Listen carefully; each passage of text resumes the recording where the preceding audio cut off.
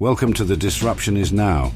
Join us on this enlightening journey as we explore how AI is impacting our jobs, careers, lives, and the human experience. Each episode, host Greg Matusky will converse with visionaries and innovators at the forefront of AI, diving into its challenges, opportunities, and impact. So buckle up as we venture into the heart of disruption, and together, let's unfold the future. Well, we're back in the MoneyPot. This is my second time coming through for this show this year, and we're going to be talking about something a little bit different here with regard to small business and how AI is helping it find capital. Again, I'm your host, Greg Matusky. The podcast is The Disruption Is Now, where we talk about all things AI and how it's disrupting culture, community, commerce, communications. And my guest is Claurelle Rakipovic. Did I say it right? You got it. Did I say it right? You got it. Okay. You did it. I said it right. And she's with a company called Pipe. And the interesting thing is that Pipe is focused, I think, on the most dynamic part of the American or the global economy. And that's small business. And one of the one of the biggest challenges that small businesses face is access to capital. Even gaining a small loan comes with insurmountable amount of paperwork and personal guarantees and all kinds of things that are impediment to small businesses. So, Claurelle, thanks for being with me, and thanks for being here in the MoneyPot. So, tell me about Pipe and its reason for being. Thank you very much. Very much a fan on many levels.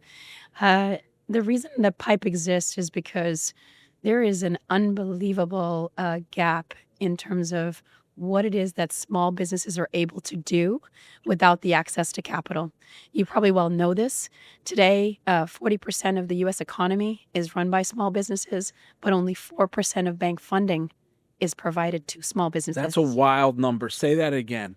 40% of the U.S. economy is run by small businesses.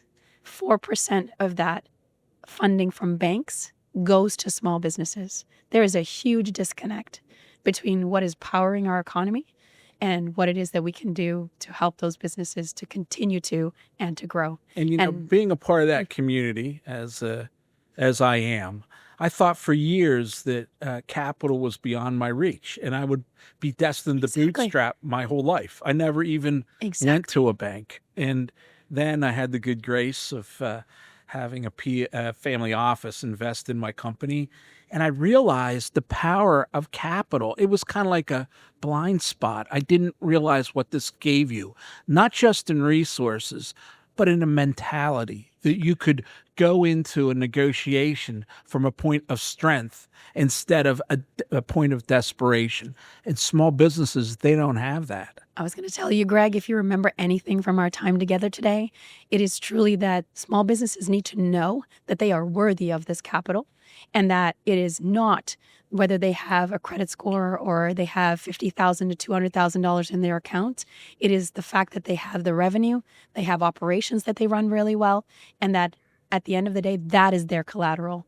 We live in a time where there's so much data about those things I just told you that I have ways to underwrite today on just 4 months of that history to be able to give access to businesses that would not even begin to qualify. So if you're out there listening and you're a small business, I love this line. I'm going to steal this. You are worthy of capital. I learned that lesson and now I live by it. But let's go into Pipe because it's interesting embedded technology. I find it really interesting where you're embedding your technology to give real-time access for small businesses is vital because it can reduce the cost of capital, it can speed the time to capital, and it can also help you give a better visibility into your ability. So go into this for me. Yeah. So I think to set the picture, we're living in a time in which commerce has gravitated towards apps, really, right? So we had, websites giving us information. Now we have apps giving us convenience of getting commerce through marketplaces and other things. businesses are gravitating towards those areas, and they're operating their whole operational life of the business. They're setting up their bank, their operational inventory management. They are doing their purchase orders. They are managing their appointments, and they're processing payments. And so what has become true is that very, very vertically specific activities are happening in these platforms. And once you recognize that, you know that as a financing company that's doing something alternative, you can actually meet that business in two particular ways. Not a fancy UX UI app that shows you all the instruments you have, but actually with the data that allows us to unlock that underwriting. So the type of data Pipe uses is both sales and transaction information of the credit card processing you would have, whether it be you're doing a medical spa and you're paying for those appointments, or you are doing a home renovation or construction projects or well drilling, but those payments are running through that platform. So with that data, you're able to enrich the risk visibility you have of that business and be able to assign them anything between, $1,000 up to $500,000. And they have access to that instantly in a place where they're doing their business every day. Now, here's the second point. This is particularly personalized because today I can show you that offer where you're operating. Tomorrow, I'm going to be able to tell it to you in an even more interesting way because I'll have that date on which you need to do your payroll because you're running your payroll through that platform. I'll be able to tell you, hey, you know what? I have this data today, by the way. We have a prototype on this, which is I can say to you, hey, you're giving their sales transaction data. You also have your open banking connection to us. I can tell you you're going to run out of money in 4 days. And when you run out of that money, I'll spot you that $4,000. And where will you see it? Where you're doing your paywall business on an ongoing basis. You wouldn't believe the level of mental stress when I'm talking to some of these small business owners that they have with the chore, not of figuring out, can I get a credit card? Not with the chore of, did I do my accounting right? With the chore of, am I going to make it to the end of the week?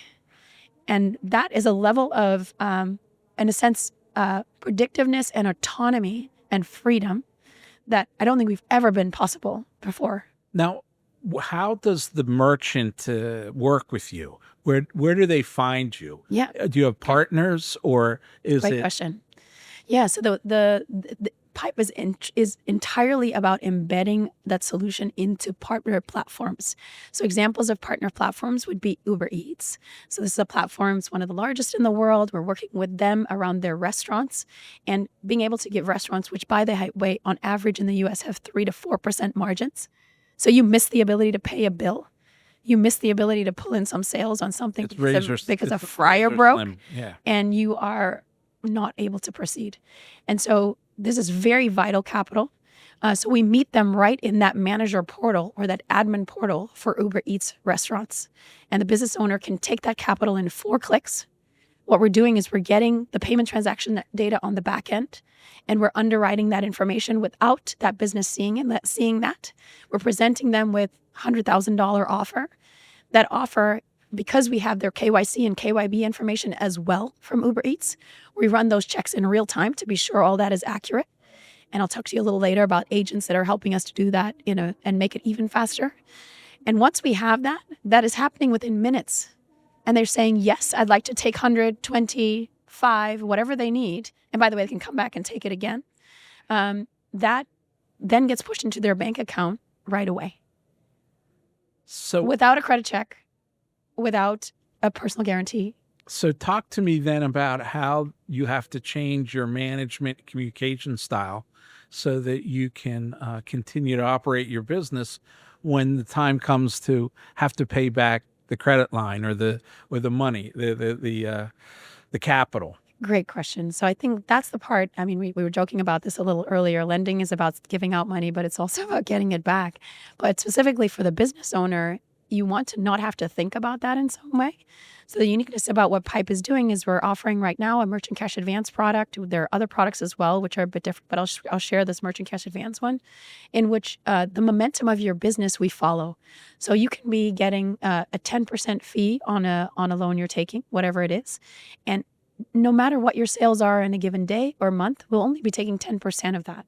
And that means that you don't have to lock into a $1,000 payment every month and be able to meet that minimum. Instead, it will move in a downturn period, it will lower. In an upside period, it will boost your ability to repay. And so we get paid literally through the flow of funds that happens on the platform. So every sale you make in the day, a portion of that will come back and repay your loan. And so where does AI come into this whole process? Yeah. So the definition of AI, I think I'll just say, is a wide spectrum. So AI has been around, as you know, for some time. The machine learning model of that, a version of that. In 2013, I was doing that at Amazon. We were using Amazon sales data and other operational data to underwrite. And those models still exist today. So that's a credit risk version of that. And there's smarter things there. I won't explain too much. The more interesting example maybe, which gets into the version of the future in which there's a lot more autonomy about how agents and AI agents are empowering us today, has to do with a couple of agents that Pipe has developed. One, for example, every time we lend, we do need to be able to verify the identity and a number of other things related to the business for KYC, KYB, fraud and compliance reasons. So that's your one agent. That's right. Verification. That's right. That's Joe Verification. Yes. He works down the hall. Yes, called it's Joe Verification. Okay. All right. The interesting part about Joe is that he has an ability to investigate what used to take a human 25 minutes of web research, of really doing a lot of cross-referencing of information, which is a lot of mental load. Remembering that postal code had a J, not a G. Remembering that the phone number was 687, not 23, whatever it is. Triangulating that and then making a decision. That level of reasoning LLMs are able to do today. And not only that, they're able to do the research on your behalf. And probably at a wider spectrum than a human might in those few minutes. So what we're getting at first right now is an agent that is for 80 flags we have. These are different types of reasons why you might be flagged for KYC, KYB. It's pulling in that investigation research, and then it's presenting that in a way that gives a bit of a stack rank on what's an issue and what's not, and giving the recommendation on what to decide. Right now, we're not allowing the machines to decide on our behalf, but we're running that as the approach for the human then to cut their time from 25 to 5 minutes. And so the agent's doing all that, but it's in real time because they're looking at transactions as they're happening. It has some sort of historical knowledge base of the company to know perhaps that it's seasonal and there's times where they need capital and times they can pay it back. Mm-hmm. I'm the business owner now, and tell me a little bit about what their psychology is and who works with you and who doesn't. Interesting. That's a really interesting question. I think I'll go by some examples here. I think you can really segment the world a bit between appetite for capital and no appetite for capital, right? Let's talk about the no appetite version, which is where we were before. Some of what's unlocked that and created an incredible amount of growth for firms like Pipe and others is that you are meeting them in that experience of need. That is not obvious to them. And so being in that platform at that time when they need it is giving them the agency to be able to act, like really actionable ability to apply capital. And so the psychology there is interesting. I can think of a gentleman by the name of Jake. He runs a well and pump business. He was previously a veteran, had a almost life fatal accident, and then ended up starting a well drilling business. His legacy is that he wants to be able to leave that business for his kids later, and all of his employees are actually shareholders in his business. And that's a historically difficult business to understand, because if you're in the well drilling business, you may drill a lot of dry wells before you find the big payoff. Exactly right. Exactly right. The irony is unbearable. And so when Jake was operating, he was operating within a platform. That platform does professional services like this, right? And so they help these professional services firms to get the bookings and to manage their payments and all of that, all the stuff I talked to you before. He never wanted to get credit. And so when I was talking to him, it was a phenomenal conversation, because I was thinking to myself, here's this person who by the way, is an incredible mathematician. He runs his finances flawlessly, but with the highest level of stress. And he said to us, I would have never even thought of taking credit at all in my life. And I didn't even have a credit card till I took a loan from you. And the reason I did was because you helped me. There was something about him understanding his profitability that one of our tools helped him see. And then he realized that actually I should just try this. And the experience was so friendly and friendly in the sense that he could take a little, pay it back. It paid from his sales. He could come back and take again, draw down, go back again. It was a safety blanket. And he knew he was not overrunning himself because he had the ability to choose to apply it. Jake was like your millionaire next door. He's driving a pickup truck. He's got a well drilling business. You might not know that he's a skilled business person with a quant kind of view of the world, and says no to credit. And then he learns about Pipe. Yeah. And what did this enable him to do you think? Many things. It started with he was able to replace a truck in his fleet, and then added employees for some of what he was doing, which expanded his business. But he does have ancillary expenses on an ongoing basis. The other meaningful part is that the platform that he's on right now is taking a second product from us. That product is taking the capital and it's putting a part of that capital on a card. And that card, his employees can go and spend at Home Depot, at Lowe's, and those transactions are being tracked as if it was a ramp card, where your spend insights, the receipt capture on that is all happening on the card. And that card, you don't need a credit check for, you don't need KYC and KYB, because we've already underwritten you. And so for him to get that equivalent experience, he would have to hold up to $50,000, some businesses more than $200,000, plus have a credit check for him to have access to that business card. Now, right now, you had mentioned Uber Eats, and that's brilliant vertical restaurant owners.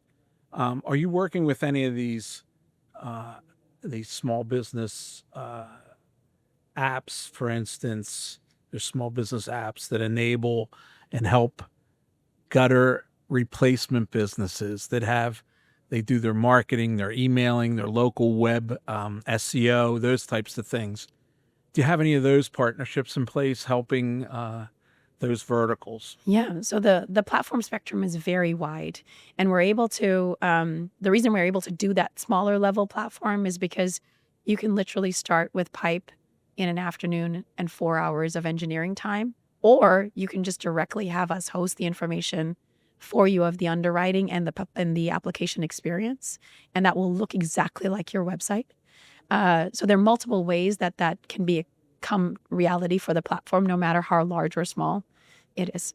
Now let's turn the page a little bit, because your experiences, you come from Amazon and you work there in a similar type of business. Tell me about AI in general and what your thoughts are about this transformational place we are in the global economy. I'm just excited to be alive right now. Let's start with that. Part of the reason is because I think let's just take finance. We're here talking a lot about finance, and we can talk more broadly if you want, but I think finance is not going to even feel like finance in the future. The reason that we have, by that? Yeah. So if I unpack that, what I'm saying is that today we have a number of products to serve different needs. Those can be a bank account. It can be a way to get treasury yield. It can be your card. It can be your loan. It can be how your accounts payable works. It can be your accounting. If I extract away, and I'll do the product level view of this, what is the job you're really trying to do? What is the job you're trying to file a tax report. You're trying to make sure you can pay your bills. You're trying to make sure you have cash to pay your employees. It involves all those instruments.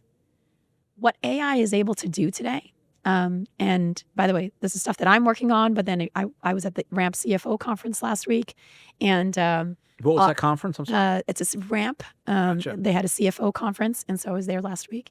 And I'll just give you this illustration for a second, and I'll draw this together and why it's not going to look like finance is today and doesn't feel like finance. Today, your bank knows that you're going to have an NSF charge 7 days before you do. They don't tell you that, right?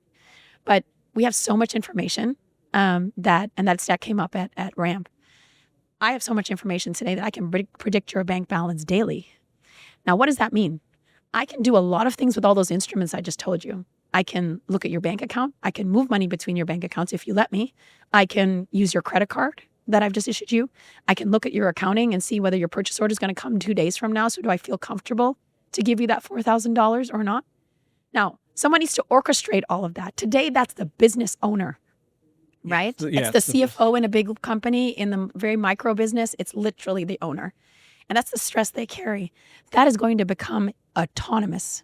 And why? Because that Jake, by the way, I bet you he's using GPT in some way. Right. His consumer expectation is higher, so his business expectation will become higher. It's the business owner, and I think with many small business owners, they have the experience of failing to their greatest flaws. Yeah. I know myself. Yeah. Right. My least favorite and my least competent position is as CFO, right? Yeah. I started as a writer and I started in public relations, and that's what I'm good at. And yet I'm called upon a lot of times to do exactly what you're talking about and to try to optimize the business's financial situation. And I'm not doing it well. I'm sure that there are things that I should be doing, even down to security in everyday things. So I think you're really on to something there with small businesses. And to be able to do that autonomously relieves the business owner and allows them to go and explore ways to do what they're good at. Yeah. And I think the point is that the nail hits the head for me, where you're really at a point where you don't feel the finance. It's almost invisible in a sense. What you're getting instead is a companion. And that companion, you learn instances in which you want to trust them and instances in which you don't. And that's fine. You know, that's an evolution that we're all going to take. But the reality is we have the data today and we have the place to do that. And we have very high appetite probably from these users to try, which is very exciting. That's wild. I never really heard it put that way with regard to that it's going to be invisible and present and available. I know that, many theorize we'll have assistants that work along with us, but I never really applied it thought to apply it to how you finance your company and how it would flow naturally as part of the operation of your company. So I think you're really ahead of the curve. So now tell me about yourself, right? What's your story and how you came to Pipe? A bit of a windy road. So my career has largely been in fintech. Started that in trueness at Amazon, where I was originally in the marketplace business, but then took over the Amazon seller lending business and ran that worldwide, pushed that business into multiple countries. And what that was a version of what I told you, but really using Amazon's data in 2013, 2014 to help to finance these businesses. So I was able to issue up to $1 million in 24 hours without an Amazon seller needing to give me any information. And that was total fairy dust in the 2014s that was even possible. And we had unbelievably low loss rates, very high return on invested capital in that business, grew that business through partnerships to be able to address different risk segments in the business that we didn't want to. And think of what the end result of that is. So much economic activity all across the globe with individuals who wouldn't have had those opportunities bestowed upon them because of the access to capital. It's just a wild story. Keep going. Yeah, that's right. I mean, I think to double click on that, I was measured at Amazon by the degree to which I was growing the businesses. So a traditional lending business, you are measured on your profitability. I obviously watched that. And I had to. There's a lot of fiduciary duty you have around managing that well. But I was able to drive 100% growth on average. 100% growth on average for the That's businesses. unbelievable. And I think it really does overcome some of the negativity that AI has, in that there's so much discussion about how it's going to take jobs. And I mean, we can see the jobs it's going to take. What we can't see is the jobs that it's going to create. And that's the same, the Amazon story. Like, no one sees the businesses, the small businesses across the globe that it ignited through that financing. you can't see that. What you see is a global monster, right, taking profit away from everyone. That's the I guess the mainstream view of it, and you don't really see the behind the scenes. I think the same is true with AI. I think everyone can identify that, oh, insurance claim adjusting, yeah, that's going to be done by machines, certainly. But we don't know what jobs will be created. Like Amazon didn't know what small businesses would be created if you focus on growth and access to capital instead of focus on profitability. So that's a brilliant example that I'm going to put in my little repertoire and pull it out every once in a while to talk about. And so where are we going, do you think, as we talk about AI? I mean, you had mentioned before the interview that you have 2 children, I think. I do, And what you want them to get out of AI. And so from your perspective, having been in the trenches and now creating agents to help small businesses gain access to capital, what do you hope your children will see from AI? And what do you think the future holds? I'm a parent, so I could say this. I have expectations of them. I think the first one is that this is a phrase, I'll steal it from Amazon, was transformative for me in terms of how do you assess leadership talent. One of the leadership principles at Amazon is called Think Big. It's a similar one we have at Pipe as well. What it means is when you're looking at something, an opportunity, a problem, a way to address a new thing, can you think big enough about it that it's meaningful to go after it, that it's meaningful to not fear it, actually, and see that there's opportunity to cut in? So what I expect from them is that they can find big problems that they themselves can start to work on. So I would love to see that my kids and other people's kids don't rely, for example, on the fact that they got an Oxford degree, but instead on the fact that they took agency to find a problem, use machine learning, use LLMs, use agents, code themselves. And that level of agency is possible today with a good degree of curiosity. You don't actually need a high level of skill. What you need is a brain that can find the problems that are worth solving. And today, for example, there are many stats you might see where GPT-4, GPT-4.5, GPT-5, DeepSeek models, they are solving Olympiad-level math problems way better than a human ever would. And you're thinking, oh, well, this technology is slowing down. No, the problems we are identifying for it to solve are limited. We need to answer bigger questions. Yeah, I agree with you. And that curiosity is something I know in my own world really differentiates those who accept it and those that don't. I'll give you a quick example. I have sat down with many. I'm of the older generation of my contemporaries, and they don't know a lot about AI, perhaps, but there's been some who really wanted to learn and have set time aside with me to learn. And they have accelerated their careers. As an example, I have a lifelong friend. He's 2 years younger than me, and he's kind of an angel investor, and he hadn't used AI. And we spent a Sunday afternoon together, me sharing with him how to use it. And he had always had an idea, and his idea was for a series of action books for young adults. And he just didn't have the time, nor did he have the real competency to do it. And he wanted them to be historical in nature. So I showed him AI, and he became curious. And he spent an unbelievable amount of time late into the night just pushing the machine, pushing it to see where it would go, where it could help him serve as a historical analyst when he would talk about his books about the Middle East and Cuba, and it would verify different historical facts, which allowed him then to create. And in 6 months, he had 2 books out, which he could never have done as a full-grown adult. And I think a lot of us suffer the same fate. There's a survey I once read that 65% of human beings believe there's more creativity in themselves that they can unlock. And they can't unlock it because maybe they've never been taught how to write a screenplay, or they don't really know storytelling, or they don't have the time. You know, maybe they have 3 kids and 2 jobs, but they have a great idea for a movie, right? And I think it unlocks that in people if you're willing to really set aside the time and be curious and see really how far you can push the machine. Yeah. In that respect, I think we're really naive into what the opportunities might be. And my business is communications and PR. Every list that ever's produced about what jobs are going to be harvested quickly due to AI, PR always rises to the top, right? Always.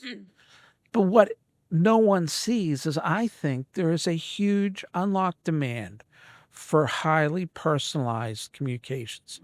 And I analogize it to Uber, right? Before Uber, everyone thought the supply and demand curves for personal transportation through cars, personally owned cars and taxis, was met, right? Yeah. I mean, we had as much transportation. If there wasn't, there'd be more cars. If there wasn't, there'd be more taxis or more livery companies. Then Uber came along. And what did we learn?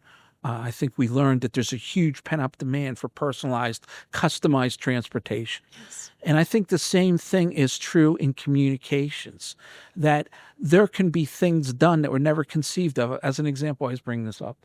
Like, why couldn't you produce a Friends sitcom that now takes place in New York, but also Chicago, LA, Dallas, Miami? Same premise, different cities to make it more approachable or accessible or enjoyable for those people who live in the cities. Now, that might sound fantastic and maybe it'll never come to pass, but why couldn't you create highly customized communications? Communications, like you said, in finance, which will not be on an island, that'll be part of the natural flow of things. And I think the same is true in communication. I see it. I build platforms within my PR firm, and one is a crisis communications platform that I built called Crisis Calm. And when a crisis hits an organization, it's all consuming, and the communications people, they just hate that. It always occurs on a Friday afternoon at 4:00, so we created a platform where you could build the knowledge base in advance. Who is the company?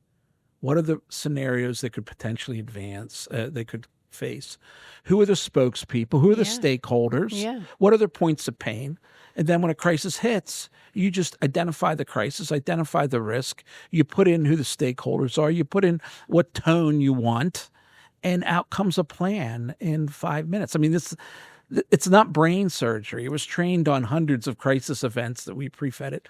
And then it comes up with highly personalized communications, a script for the CEO to do a town hall meeting, a news release, a letter to the board, a web update on your website as to what's going on, a letter to regulators, right? And those are the things that aren't seen, right? Those are the things that you don't realize it's just going to create more opportunity for human beings. It's highly customized personalization that allows you to communicate in ways that are unimaginable. And I think Pipe allows small businesses to finance to overcome the biggest challenge they face through a seamless, real-time verification that I think is much. I'm going to ask you, do you work with any franchises? Not at the moment. Not at the moment. No. I think that would be interesting because, the problem with franchising is that franchisees often run out of money before they find success, right? And I think it'd be an interesting play if Pipe would work with them, because here you have individuals who invest, right? But the startup is never as easy as they think. Yeah. Right. And at the same time, they're meeting their expenses, but they don't have that final capital to really explode their growth. It's just that's right. No, and it's definitely on the radar. I think there are also reverse franchise models that are also super interesting for us as well, where you get franchisees, but then you also get, can I run my pizza shop in a different way than the franchise is telling me? Can I do my deals differently? Can I rate my menu a bit differently? Even in those, I think the theme you're pointing at, by the way, through all of this, of what you've shared as well that you're doing, which is a thread I'll just pull on about the future, I think we're becoming increasing what's going to be expected of the human, and also what I'll expect of my kids, is that they hold some level of domain expertise. You must still study something and learn it just for the fact of going deep and not being at the surface and learning how to critically reason. The reason your friend and colleague was able to do what he could do and prompt the machine and let it challenge him, and he could say, actually, that's a good challenge, not a great one, is because he is domain deep. I'm telling you that because whether it's a franchisee or whatever platform it is, what's happening with the world right now is you're getting to a point where I'll just call it a general theme of verticalization, is people are getting deeper and deeper in their domain. And that in a sense, you need to own that, and lead the machine. I agree, and Yeah. I think those people are subject matter experts. They hold they hold their own destiny in their palm of their hands, because if you don't have expertise in the topic, there's no way to validate it with the machine. Like, you don't know what questions to ask the machine so that you can assure Yeah. that it's right on. I can give you a specific, right? I'm a writer. That's where I started my career. And I understand the nuance of audiences. And I teach AI to all my staff. I've been the lead advocate, the ambassador of it. And still, it's difficult for young people because they haven't achieved a level of understanding of the writing process. And you get it back, and somebody who has that subject matter expertise can say, is that it? Who's this for? What audience is this for? That's the first rule of communication. Who is the audience? And you realize that if you can just help them, right? And I've done this. I've written like the rules of a great prompt for content creation. Who is the audience? Who's the speaker? What is the tone? Even that. If you tell somebody the tone of their writing, most mortals do not understand what the word tone is, right? Now, writers, when I'm in a room of content creators, they immediately, you don't have to explain that there's academic writing, there's professional writing, there's medical writing, there's different tones, right? So that was one of the hardest things I had to overcome, was to help people understand what tones are.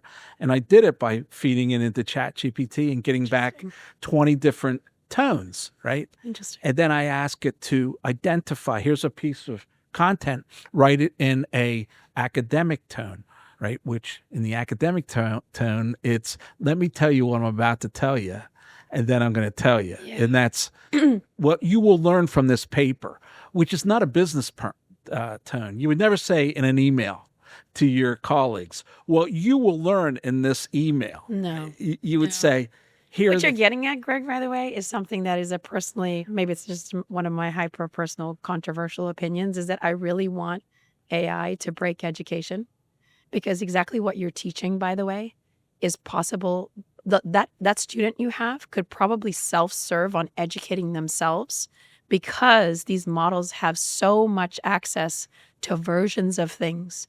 You could train yourself for an interview for that level of job today by getting the model to do it I for have you. that. I have a media training model, Yeah. which will put a subject matter expert through a process. It goes out, it looks out, it could look at small business financing and research it. And then it'll ask you an increasingly more difficult series of questions, Yeah. right? We do this before training, and then we write a sample Wall Yeah. Street Journal Yeah. article Yeah. to show them what's included, what was missed. And then we do it after training, and we write an article which is based on these questions that we generate, but also what it's learned online about what's breaking news, and against the company talking point. Then it shows the subject matter expert, oh, I get it. If I stick to the talking points, even if it's an aggressive interview, I will at least have landed some of my talking points in there. And the machine does it all. You epitomize what I understand to be the growth mindset. You have Greg, to. it's awesome. You have to. It's awesome. But, Claurelle, it's been a fascinating 45 minutes with you. I appreciate what you're doing. You're a very interesting guest, and I thank you for your time, because aside from Pipe, I really respect your opinions on AI and what what the future holds for us as communicators or as business people in our communities, our culture, our commerce, and our communications, which is the whole point of the disruption is now. And I'm your host, Greg Matusky, and I love talking with really brilliant minds like our guest today, and I appreciate your time, Claurelle, and best of luck with Pipe. And maybe next year at 2020, we'll check back in and see. Yeah, things are going well, so it's going to be a fun year to come. Terrific. Thank you for being with us. Thank you. Bye-bye. Bye-bye. This podcast is a production of Gregory. If you enjoyed our discussion today and want to continue exploring the transformative power of AI, please check out more episodes and subscribe wherever you listen to podcasts.